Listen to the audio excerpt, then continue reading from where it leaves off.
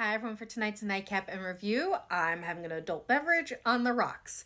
Tonight we'll be talking about A Soul to Touch by Opal Reyne. This is a book I download off of KU. Of course, I'm going to give my honest opinion. These are the tropes, and these are the content warnings. My rating for this book is 4.25, so what's this book about? So this book's about Mayumi, who's feeling a little lost after being discharged from the Demon Slayer Guild, as all she's ever wanted is to hunt demons. So in response, she's isolated herself in the family cabin in the middle of the woods. But this is actually perfect for her, as it allows her on a smaller scale to still hunt demons. It just means she doesn't have the support of the guild behind her. But in the end, one less demon is one less demon, and that's all that matters. That is until one night when her bait draws in not just a regular demon, but a dustwalker as well, one of the most dangerous types of demons. But as she prepared her arrow to take her shot, she gets a look at him and realizes he is the skull feline-faced Dustwalker, and she recognizes him. And that's because as a child she was rescued by him, and while that moment was blurred in her mind, it is something that she has never forgotten.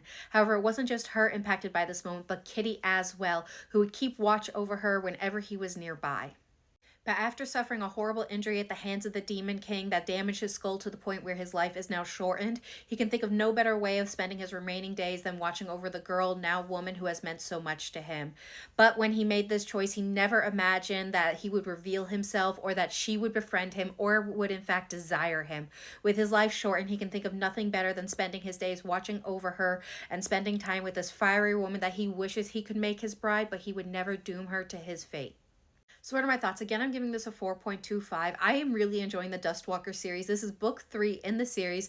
And of the Dustwalkers, Faunus, originally known as Kitty, is definitely one of my favorites. He is super sweet, but still overprotective and possessive over her. And he was content to spend his remaining days just watching her from the woods and keeping her safe until his time ended.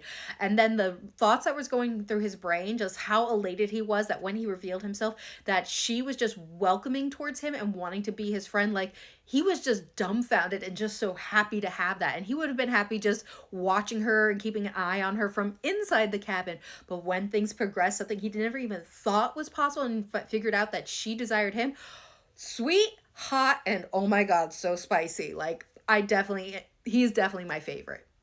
Now with Mayumi, I definitely enjoyed her at the start of the book. She was brash, unapologetic, and a character I enjoyed. But I will say at the 50% mark, she does something that did turn me off to her. Let me be clear. When someone sets boundaries with you, if you cross those boundaries, they still do not owe you an explanation as to what their trauma is and why they need those boundaries set. They set clear expectations and you violated them.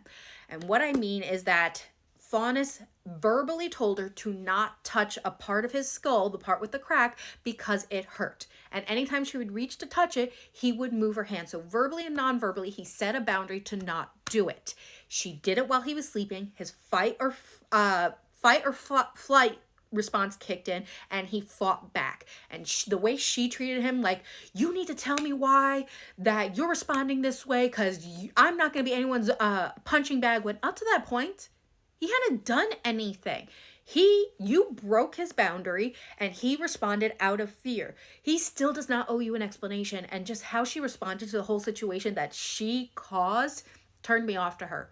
But as the book progressed and how things went at the end of the book, she definitely redeemed herself in my eyes, and I enjoyed her. But that one scene in the middle did make me very angry of how she handled the situation. Overall, I enjoyed the book, I enjoyed the series, and I definitely enjoyed the couple, and I am glad they got together. It is currently available and is in the KU program. I strongly recommend it, especially if you love monster romances. So I hope everyone has a good night and happy readings.